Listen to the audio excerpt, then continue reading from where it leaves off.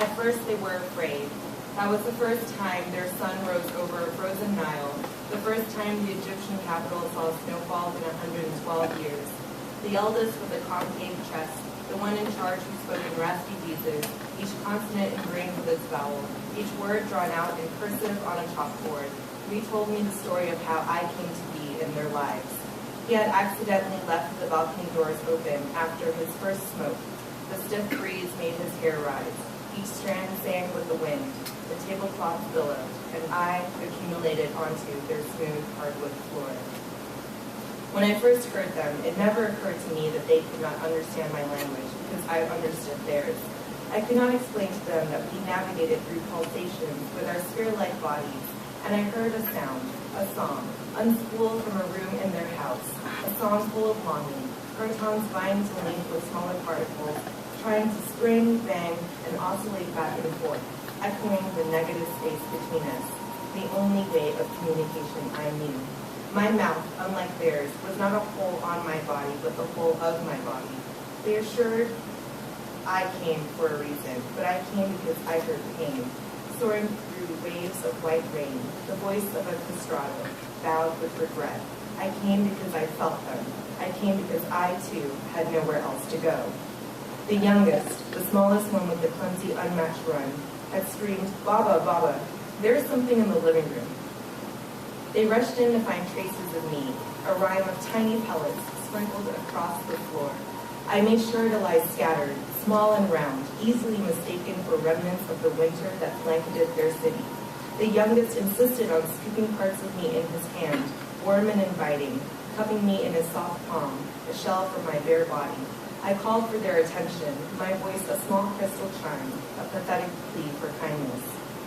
I could only imagine how scared they were, the eldest with the concave chest, the youngest with the clumsy, unmatched run, and the middle with the caged heart. I was scared too, only they did not know how to see me. I glowed, hoping that the blues of my past merged with the yellow of uncertainty to make them feel the green of my surrender. I meant no harm. I was lost, separated from my bloom. I had reigned into theirs. I knew little about humans and their structures. They defined their bloom by whom they descended from, and yet blood was not always a common denominator for how they formed blooms. Sometimes they congregated to laugh and sing, sometimes they gamed together to mourn.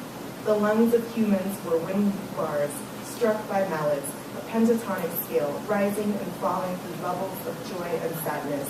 When happy, their lungs were filled with laser-struck hydrogen atoms. When scared, they refused to exhale, their lungs becoming helium-filled idiophones. "Put it down," the eldest shouted. "We were told to sweep it away."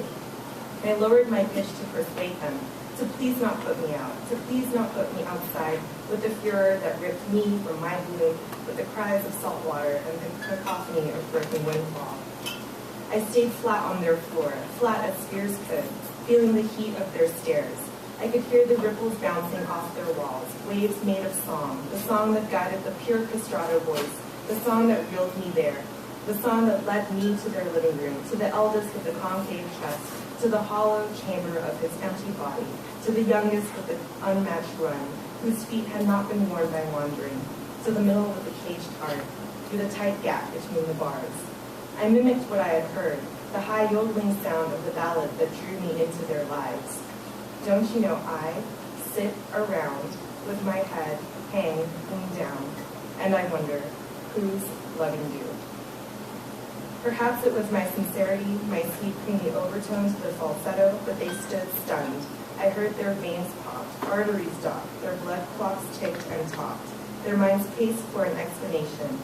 Synapses stumbled for a reason. The middle burst into giggles. "Did it just sing?" "It's blowing," the eldest said. "I'm calling the police." "Wait, wait," the middle said. She, which I came to know later, was different than a he, strode to the opposite side of the room and turned on the sound generator. "We don't know what it does," the eldest said. "We'll see." High-pitched frequencies rushed by in electric waves, and I had to prove to them that I was friend, not foe. You knocked me off of my feet. My lonely days are gone. I reproduced the video game melody of synthesized glockenspiels, punctuating the smooth streams of hiccups. The song was a reminder of lightness, a reminder of fun, unsupervised by rules and regulations, the confetti of summer suns and first kisses. I thought I told you not to play that music in this house anymore, the eldest bristled. The middle stayed silent. Her heart rattled against the bars that seized it. Baba, the youngest said, can we keep it? Thank you.